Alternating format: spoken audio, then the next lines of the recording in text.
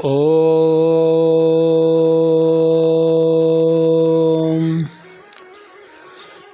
ओम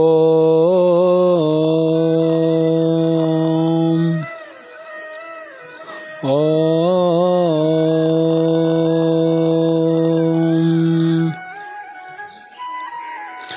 श्री परमात्मने नमः।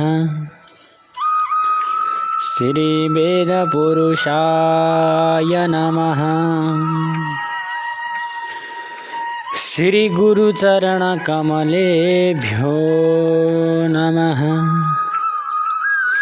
श्री हरये नमः। कृष्णाय वासुदेवाय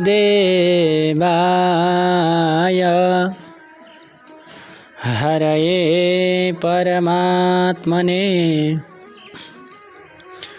प्रणतः क्लेशनाशाय गोविन्दाय नमो नमः। वन्दे देवमुमापतिं सुरगुरुं वन्दे जगत्कारणं वन्दे पन्नगभूषणं मृगधरं वन्दे पशूनां पतिं वन्दे सूर्यशशाङ्कवह्निनयनं वन्दे मुकुन्दप्रियं वन्दे भक्तजनाश्रयं च वरदं वन्दे शिवं शङ्करम्। परम मंगलमय परात्पर अकर्ण करुणा वरुणालय भक्त वांछा कल्पतरु तडित ज्योति विनिन्दित पीताम्बरधारी इस जगत का पति श्री का पति हामी सबैका पति परम परमात्मा परमेश्वर भगवान श्री कृष्ण को प्रत्यक्ष वाङ्मय मूर्ति श्रीमद् भागवत ज्ञान महायज्ञ में श्रवण गर्नुहुने सम्पूर्ण आदरणीय आमा बुवा दाजुभाइ दिदीबहिनी सम्पूर्ण दर्शक महानुभावहरुमा जय श्री राधेको अभिवादन। हामी सदा झैं आज पनि एउटा विषय वस्तु लिएर आएका छौं जसमा श्रीमद् भागवत महात्म्यको पञ्चम अध्यायको भागवत सप्ताहद्वारा धुन्धकारीको प्रेत योनिबाट मुक्ति भएको कथालाई हजुरहरू समक्ष आज प्रस्तुत गर्न गइरहेको छु। यदि हजुरहरूले यो च्यानललाई यस महाकाली च्यानललाई सब्स्क्राइब गर्न भुल्नु भएको छ भने कृपया सब्स्क्राइब पनि गरिदिनु हुन विनम्र अनुरोध गर्दछु। आउनुहोस् कथामा प्रवेश गरौँ।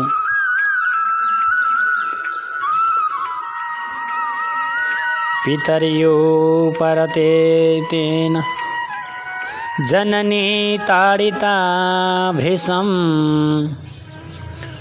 कोवित्तं तिष्ठते ब्रूहि हनिष्ये लतया न चेत। जब आत्मदेव ब्राह्मण वनतिर जानुभयो घरमा 3 जना सदस्यहरू मात्र थिए, गोकर्ण, धुन्धुकारी र धुन्धुली। यी 3 जना घरमा रहे। आत्मदेव ब्राह्मण जसरी छोरा गोकर्णले विधान बताउनु भएको थियो त्यस विधानलाई आधार मानेर आत्मदेव ब्राह्मण वनतिर जानुभयो। अब घरमा 3 जना बसिरहेका छन्। अब घरमा कलह सुरु हुन थाल्यो, झगडा सुरु हुन थाल्यो। एक दिन धुन्धुकारीले आमालाई कुटेछ, अत्यन्त नराम्रोसँग कुटेछ। अत्यन्त दुष्ट थियो धुन्धुकारी र आमालाई भन्यो, अरु सम्पत्ति कहाँ छ, मलाई सम्पत्तिले पुगेन। अरू सम्पत्ति कहाँ छ? छैन भने तँलाई अहिले यही बल्दै गरेको अगुल्टाले ठिक लगाउँछु, बुझिस् भनेर यस्ता नाना प्रकारले धुन्धुकारीले माता धुन्धुलीलाई यस्तो वचन लगायो। यस्तो छोराको धम्की र कुटाइले एक दिन सहन सकिन्छ, 2 दिन सहन सकिन्छ, 3 दिनबाट सहन धेरै गाह्रो पर्छ। जब छोरो बनाएर आफ्नै आमाले पालेको त्यही छोरोले आज यो व्यवहार गर्छ भने कसको मन दुख्दैन होला र? जसले हुर्कायो बढायो पढायो आज त्यही हुर्काउने बढाउने पढाउनेलाई आज ठुलो भइसकेपछि आमा गन्दैन, माता गन्दैन, सेवा गर्दैन भने उल्टै कुटाइ खानुपर्छ भने अब मर्नुको कुनै विकल्प छैन। हो यस्तै परेको छ धुन्धुलीलाई। हो धुन्धुलीले मनमा यस्तै तरह गर्दै गर्दै गइन्। यस्तो छोराको धम्की र कुटाइले पीडित भएर यस्तो उपद्रो व्यवहार सहन नसकी रातिमा सबै सुतेको समय पारेर उठेर नजिकैको कुवामा हाम फालेर धुन्धुलीले प्राण त्याग गरिन्। अब उनको स्वर्गवास भयो। यता 2 दाजुभाइ घरमा थिए, गोकर्ण र धुन्धुकारी। अब गोकर्णजी पनि तीर्थ यात्रा गर्ने भनेर घर छाडेर हिँड्नुभयो। उहाँका लागि सुख दुःख मित्र शत्रु सबै बराबर थिए, किनकि गोकर्णजी अत्यन्त विद्वान हुनुहुन्थ्यो। जब सबै घरबाट निस्किएर धुन्धुकारी घरको एक्लो साना भयो झन् उसले अब एक्लै त बस्न सकेन। एकदम साना थियो ऊ, एकदम दुष्ट स्वभावको थियो। उसले एक दिन के गरेछ भने 5 जना वेश्याहरूलाई घरमा ल्याएर राखेर अनेक प्रकारका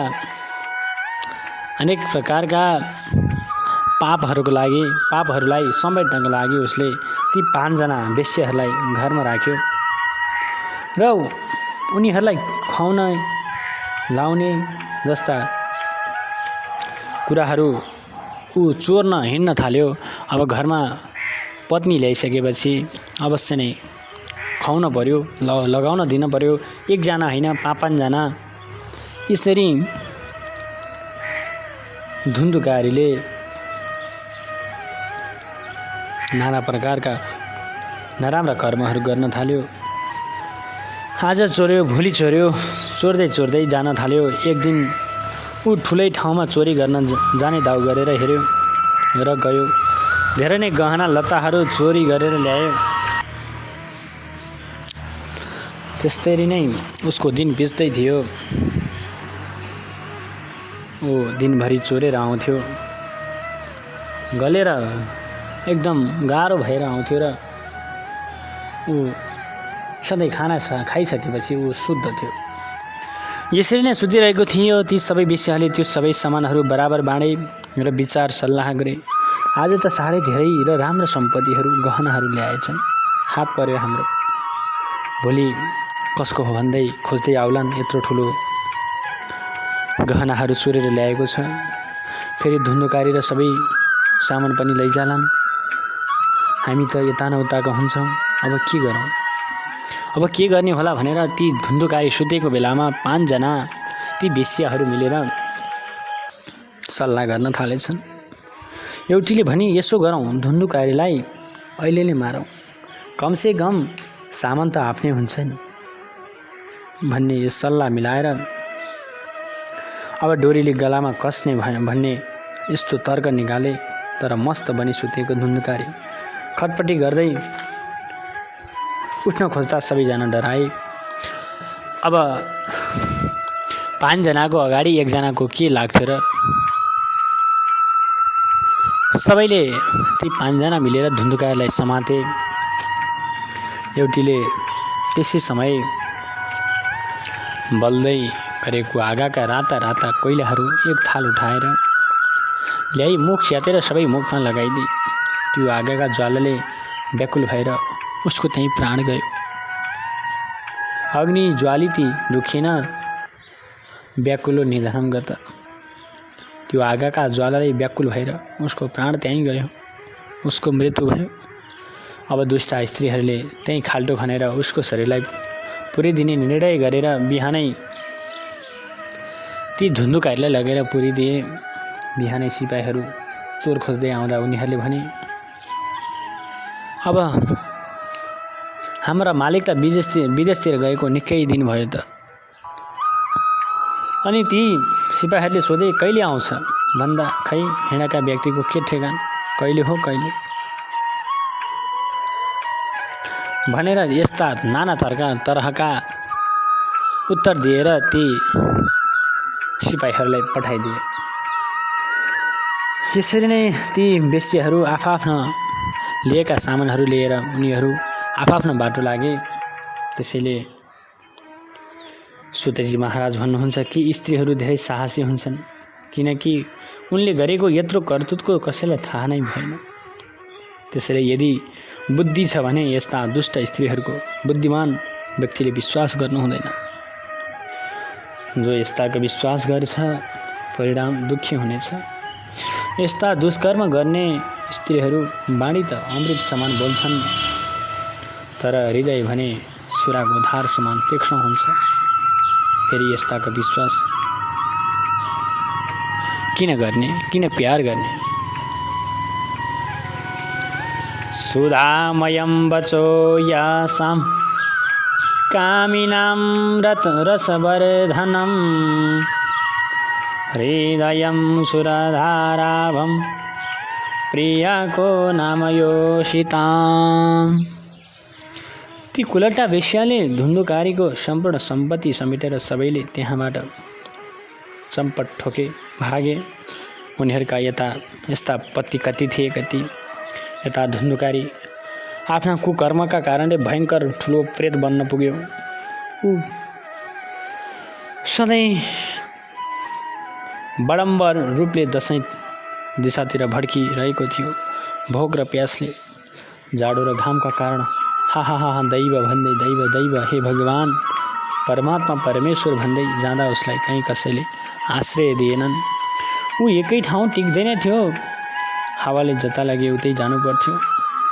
त्यसका केही समय पछाडि कसैका मुखबाट तीर्थयात्रामा जानुभएका गोकर्णले धुन्धुकारीको मृत्यु खबर सुन्नुभयो र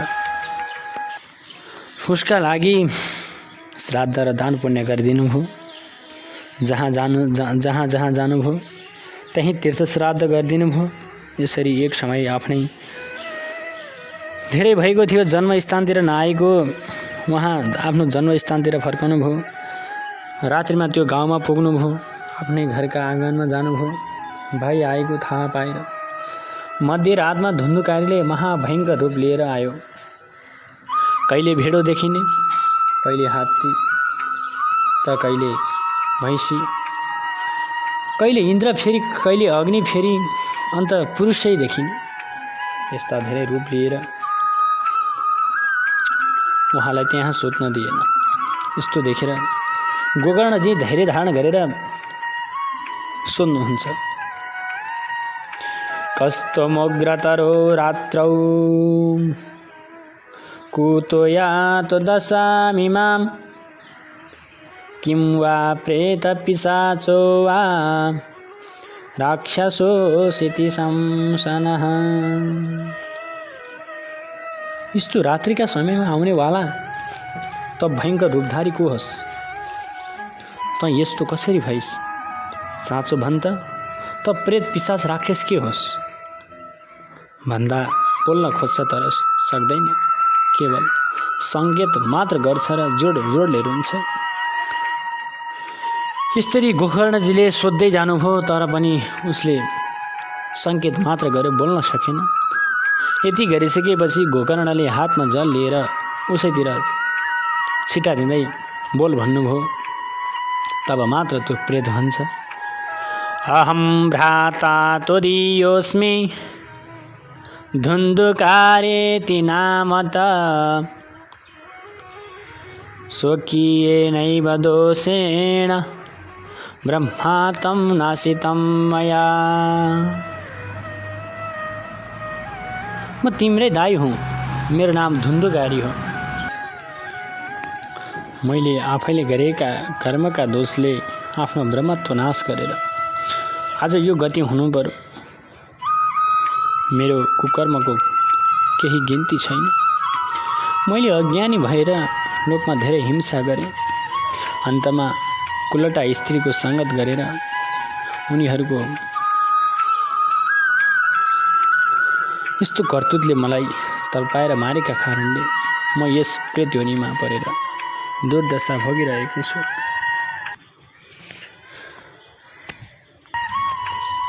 केवल हावा मात्र खाएर बसेको छु। हे बन्धु, दयाका समुद्र, मलाई यस प्रेत योनिबाट उद्धार गरिदिनुहोस्। यस्ता प्रेतका वचन सुनेर गोकर्ण भन्नुहुन्छ, दाई मैले तिम्रा लागि त गयामा गएर विधिपूर्वक पिण्डदान गरिसकेँ, त फेरि तिम्रो मुक्ति भएको छैन। गयामा श्राद्ध आदि गर्दा पनि प्रेत योनि छुटेन भने अब म तिम्रो लागि के गरौँ? आफै भन भन्दा प्रेत भन्छ। अरू उपाय चाहिँ म जान्दिनँ, तर गयामा गएर 100 पल्ट श्राद्ध गरे पनि मेरो मुक्ति हुँदैन। अरू नै केही गर्नुहोस्। यस्तो प्रेतको वचन सुनेर गोकर्णजीले भन्नुभयो, त यहाँबाट जा, म उपाय गर्छु भनी पठाएर सोचमा पर्नुभयो। त्यहाँदेखि गोकर्णजीलाई न दिनमा भोक लाग्यो न रातमा निन्द्रा लाग्यो। बिहान उठेर गाउँमा गएर सबैलाई त्यो रात्रिको कुरा सुनाउनु भयो। उसलाई उद्धार गर्न विद्वान गुरुहरूले, जो योगनिष्ठ ज्ञानी र वेदज्ञ थिए, सबैले आफ्नो शास्त्र पल्टाएर हेर्दा कहीँ पनि भेटेनन्। अनि सबैले भने यस विषयमा सूर्यनारायणले जे भन्नुहुन्छ त्यही गर्नुपर्छ भनेर गोकर्णले आफ्नो तपोबलका प्रभावले उदाउँदै गर्नुभएका सूर्यको गतिलाई रोक्नुभयो अनि स्तुति गर्न लाग्नुभयो र भन्नुहुन्छ, प्रेतको मुक्तिको साधन के हो भनेर गोकर्णजीले सोध्नुहुन्छ। भन्दा सूर्यनारायणले स्पष्ट शब्दमा भन्नुभयो, श्रीमद्भागवतान् मुक्ति सप्ताहं वाचनं कुरु। श्रीमद्भागवत सप्ताहले मुक्ति हुन्छ, यो वाचन गर। नियम परायण भएर यो साह्रै सरल र सहज उपाय हो भनेर सूर्यनारायण भगवान आफ्नो बाटो लाग्नुभयो। अब गोकर्ण पनि त्यही निश्चय गरेर सप्ताहकथा सुनाउन तयार हुनुभयो। ठाउँ ठाउँ, देश देश, सहर सबै ठाउँबाट कथा सुन्न सबैजना भिड लागेर जम्मा भए। जहाँ मन्द बुद्धि भएका अन्धा, बुढा, लङ्गडा, पुरुष पनि आफ्नो पाप प्रक्षालनका उद्देश्यले आए। सबै देवताहरू पनि छक्क परेर त्यो प्रेत धुन्धुकारी पनि कथा सुन्न आयो। गोकर्ण व्यास गद्दीमा हुनुहुन्छ। सबै श्रोता आफ्नो स्थान बसेका छन्। उसलाई बस्ने ठाउँ कहीँ भएन। फेरि ऊ जहाँ तहाँ पनि अडिन सक्दैन थियो। यताउता हेर्दा त्यही नजिक एउटा सानो आँखा भएको सिधा बाँस देख्यो र गएर बाँसको सबभन्दा तल सानो छिद्र रहेछ, त्यसैबाट भित्र सिधा पसेर बाँसमा बसी कथा सुन्न थाल्यो। यता गोकर्णजीले श्रद्धा र भक्तिले ओतप्रेत भएका सुन्दर भागवत कथारूपी अमृत वर्षा गर्न थाल्नुभयो। जब प्रथम दिनको कथा सकियो, रातमा त्यो एउटा बाँसको आँखा फुटेर त्यो प्रेत माथिल्लो तलामा सर्यो।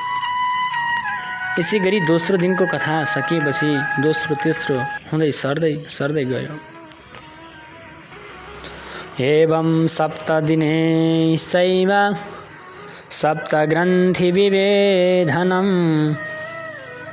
कृत्वा स 12 स्कन्ध श्रवणात् प्रेततां जहौ।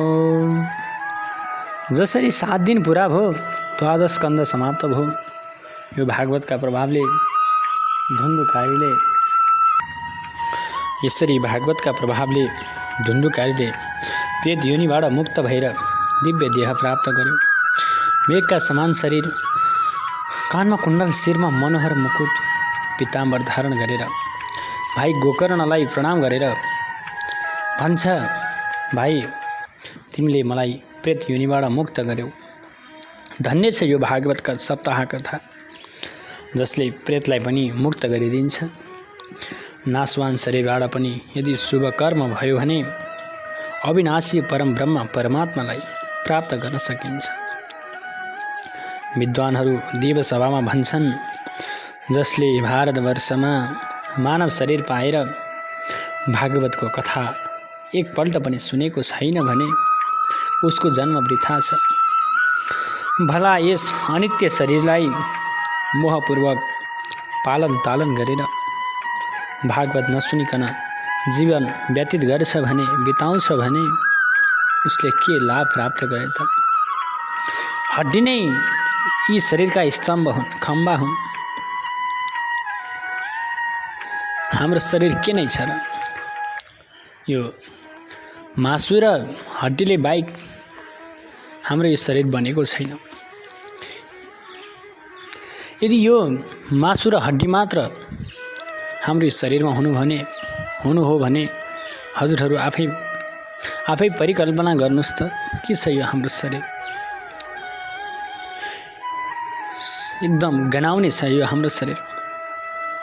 कुकुरलाई दियो हो भने कुकुरले पनि नखाने हाम्रो यो शरीर छ। गनाउँछ, छिछि हुन्छ, दूर हुन्छ र कुकुरले नझम्टियोस् भन्नको लागि यो बाहिरबाट छाला लेपन गरेको हो केवल। त्यसकारणले हाम्रो यो शरीर केही पनि छैन। माथिबाट मासु र रगतले लेपेर नस नाडी रूपी रस्सीले बाँधेर बाहिरबाट छालाले मोडेको यो शरीरका प्रत्येक अङ्गबाट दुर्गन्ध निस्कन्छ। कि यो हो त यो मलमूत्रको भण्डार नै? वृद्ध अवस्था र शोकका कारण परिणाममा दुःखमय र रोगको त घर नै हो यो शरीर। निरन्तर केही न केही कामनाले पीडित नै भइरहन्छ। कहिले यता दुख्छ, कहिले उता दुख्छ। अत्यन्त गाह्रो हुन्छ यो हाम्रो शरीर र कहिले तृप्त पनि हुँदैन यो शरीर। हामी जति खाए पनि अगाउनेवाला छैन। हो, अगाउँछौँ हामी कति बेला भन्दा हामीले जब भोजन गरिसकेपछि हामी एकछिनको लागि अगाउँछौँ। फेरि 1 घन्टा, 2 घन्टा, 3 घन्टा, 4 घन्टा व्यतीत हुँदै गइसकेपछि फेरि हाम्रो शरीरलाई भोक लाग्छ। त्यस कारणले हामी कहिले पनि अगाउँदैनौँ, कहिले पनि यो हाम्रो शरीर तृप्त हुनेवाला छैन।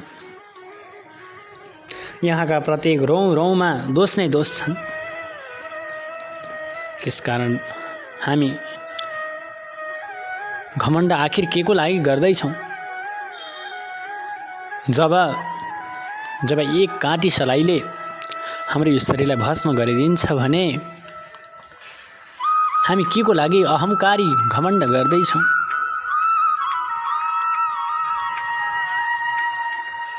फेरि यसलाई नष्ट हुन केही क्षण नै लाग्दैन। प्राण अन्त भएर यहाँबाट निस्केर गएपछि यसलाई पृथ्वीमा अथवा माटो मुनि राखे केही समयमा नै माटो बन्छ। जलमा प्रवाहती गरे जल जन्तुले खाएर उसको बिष्टा बन्छ र जलाइदिए खरानी बन्छ यो हाम्रो शरीर। यो 3 अवस्था भन्दा अरू अवस्था नै छैन। हो, यस्तो शरीरद्वारा किन अभिमान गर्ने र अविनाशीलाई परम ब्रह्म प्राप्त गर्ने प्रयत्न किन नगर्ने? यस्तो दुर्लभ छ यो मनुष्य चुन। दुर्लभो मानुषो देहो देहिनां क्षणभङ्गुरा तत्रापि दुर्लभं मन्ये वैकुण्ठं प्रियदर्शनम्। यो हाम्रो मनुष्य चोला त यसै दुर्लभ नै छ, तर पनि वैकुण्ठ लोकलाई प्राप्त गर्न झन् अझ बढी दुर्लभ छ। यो क्षण शरीर, यो क्षणभङ्गुर शरीर, एकैछिनमा खरानी हुने यो शरीर अत्यन्त दुर्लभ छ। त्यसकारणले हामीले सक्ने बेलामा पवित्र कर्म गरौँ, सत्य वचन बोलौँ, तब मात्र हामीलाई परमात्माले मोक्ष प्राप्त गर्नुहुनेछ। यस श्लोकमा सप्ताह श्रवणले भगवान शीघ्र नै सम्पन्न हुनुहुन्छ। सप्ताह श्रवण गर्नाले हृदयका सन्ताप नाश हुन्छन् र बन्धनको गाँठो खुल्छ। मनुष्यले अवश्य मुक्ति प्राप्त गर्दछ।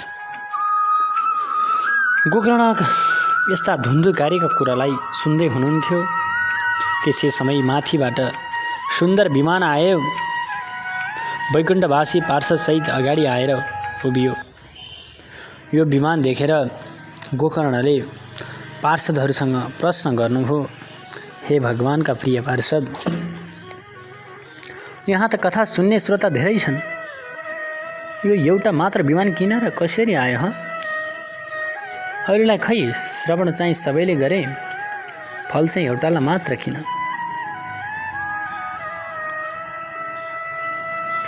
गोकर्णको यस्तो प्रश्न सुनि भगवानका पार्षद भन्नुहुन्छ, श्रवणस्य विभेदेन फलभेदोऽत्र संस्थितः श्रवणं तु कृतं सर्वे न तथा मननं कृतं।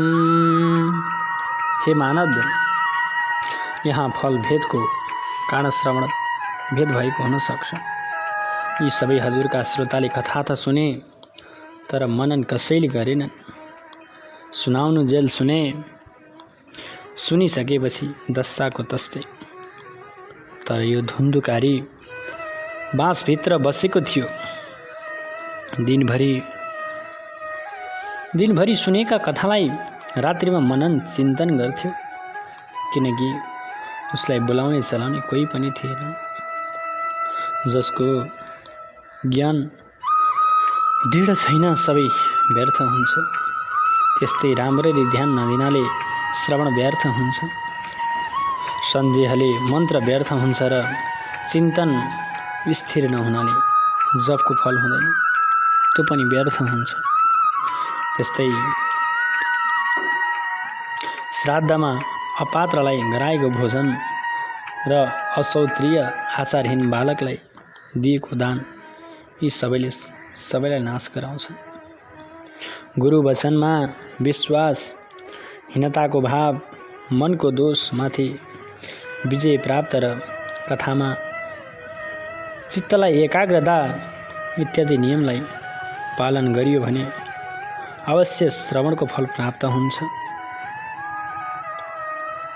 यसरी फेरि श्रीमद् भागवतको कथा सुन्यो भने सबैलाई अवश्य वैकुण्ठको प्राप्ति हुन्छ। त्यसकारणले हामीले भगवानको यी दिव्य कथा सुन्दाखेरिमा मन एकाग्र, मन एकचित्त भएर कथा श्रवण गर्यो भने मात्र बल्ल हामीले सुनेको त्यसको फल पाउन सकिन्छ, नत्र व्यर्थ हुन्छ। हामी दिनभरि कथा सुन्यौँ, कथा सुन्दा बडो आनन्द आउँछ। गुरुजीले कथा भनिरहनु भएको छ। यथा शून्य श्रोता हुनुहुन्छ, कोही निदाइरहेका, कोही गफ गरिरहेका, कोही हल्ला मात्र गरिरहने हो। त्यस्ताले सुनेको फल अवश्य पाउनेवाला छैन।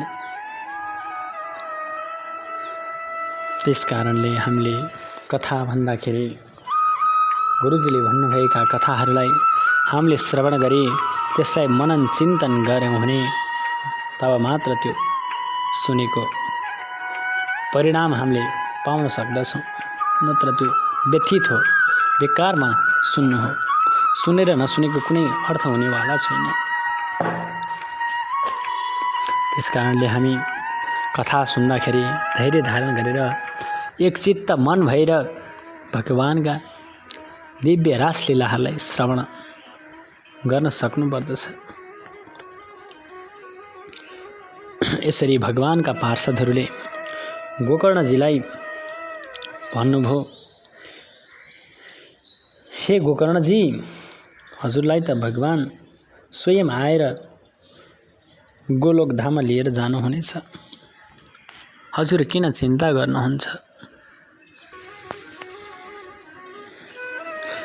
यति भनेर यी पार्षद भगवानका पार्षदहरू हरिकीर्तन गर्दै दिव्य देह धारण गरेको धुन्धुकारीलाई लिएर वैकुण्ठ गए। यता भगवानका पार्षदहरूले यस्तो वचन भनेको सुनेर अब आफ्नो दाइलाई त मुक्ति गराउनु भयो, अब सारा गाउँवासीको पनि मुक्ति गराउनको लागि गोकर्णजीले फेरि अर्को सप्ताह ज्ञान महायज्ञको आयोजना गर्नुभयो। श्रावण महिनामा फेरि भागवत कथा प्रारम्भ गर्नुभयो। त्यस बेलामा चाहिँ सबैले नियमका साथ कथा श्रवण गरेर त्यस कथाको समाप्तिमा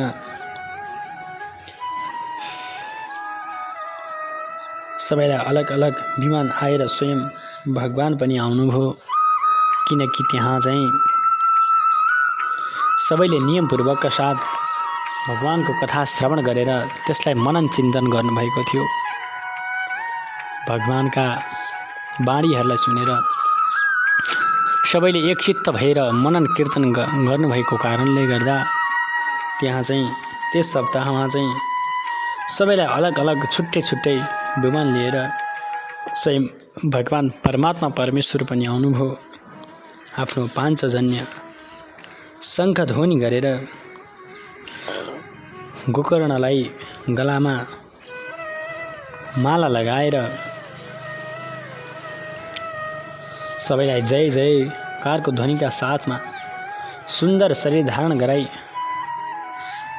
गोकर्णजीलाई पनि आफ्नो धाममा लिएर जानुभयो। सबैको मुक्ति अर्थात् भागवत धाम गमन भयो। बोलिए सच्चिदानंद भगवान को जय, राधा सर्वेश्वर भगवान को जय हो, भक्तवत्सल भगवान को जय हो, गोकर्णजी महाराज को जय हो, श्रीमद् भागवत महापुराण को जय हो। संपूर्ण देवदेवताहरूको जय हो, आनन्द कंद भगवान को जय हो।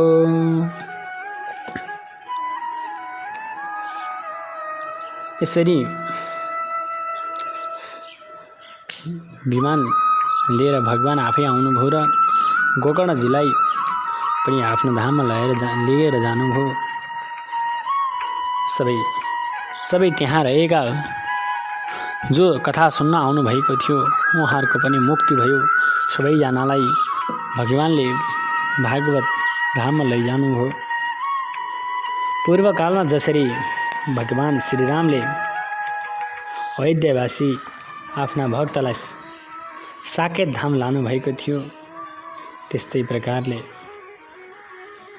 भगवान श्रीकृष्णले योगी दुर्लभ गोलोक धाममा लिएर जानुभयो।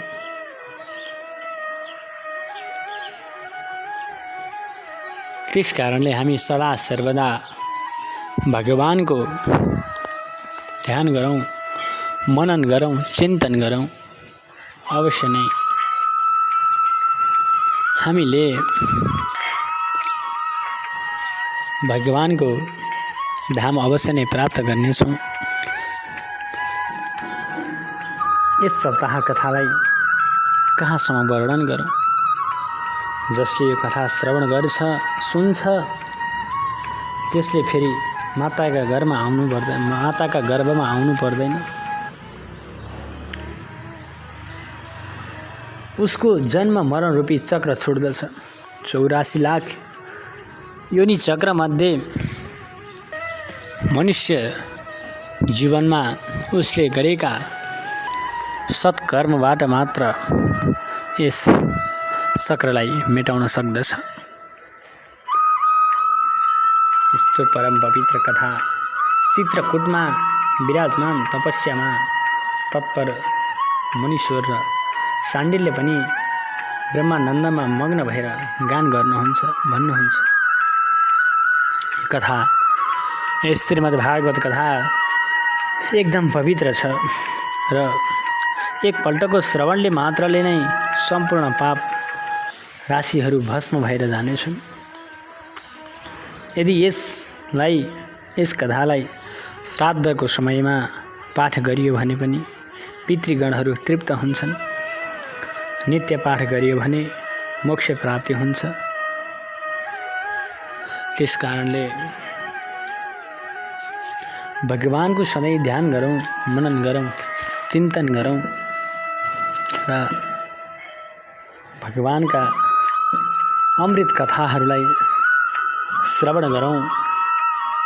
यति गरियो भने हामीले पनि अवश्य मोक्ष प्राप्त गर्नेछौँ भन्दै परम परमात्मा परमेश्वरको असीम कृपा हामीलाई सधैँ रहिरहोस् र भगवानले हामीलाई दुर्बुद्धि कहिले नदिउन्, कुबुद्धि कहिले नदिउन्, सद्बुद्धि दिउन्, सत्मार्गमा लाग्नलाई प्रेरित गरून्। भगवानले सधैँ रक्षा गरून्, सबै भक्तहरूको रक्षा गरून्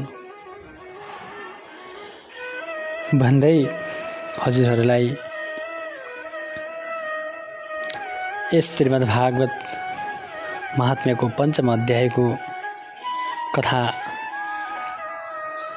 यहीँ बिट मार्ने वाचा गर्दै भगवानले कथन गर्नुभएका यी भगवानका पवित्र वाणीहरूलाई हजुरहरू समक्ष मैले आज यहाँ प्रस्तुत गरेँ। कृपया कस्तो लाग्छ सल्लाह सुझाव भने अवश्य दिनुहोला। हजुरहरूको सल्लाह सुझाव अत्यन्त महत्त्वपूर्ण हुनेछ। हजुरहरूका सल्लाह अनुसार सुझाव अनुसार नै म फेरि आउँदो कथालाई त्यही अनुसार परिमार्जन गर्ने कोसिस गर्नेछु भन्दै आजलाई यस श्रीमद् भागवत महात्म्यको पञ्चम अध्यायको धुन्धुकारीले अघोर पाप गर्ने धुन्धुकारीले पनि मुक्त पाएको, प्रेत योनिबाट मुक्त पाएको कथा हजुरहरूलाई श्रवण गराएँ र भगवानले सबैको कल्याण गरून् भन्दै यस कथालाई यहीँ बिट मार्दछु।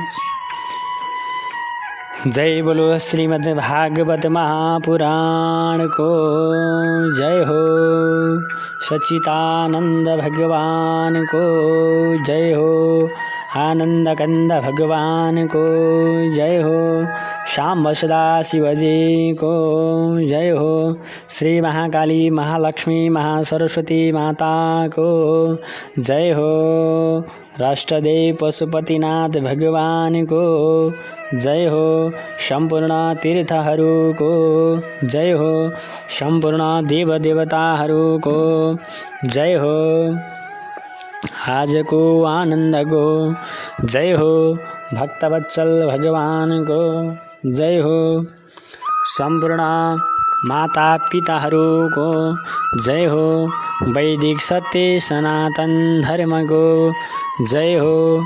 जय जय जय श्री राधे नमः। पार्वती पतये हर हर हर दुःख हर कष्ट हर दारिद्र्य हर शोक हर रोग हर संकट हर संताप हर हर हर महादेव शंभो।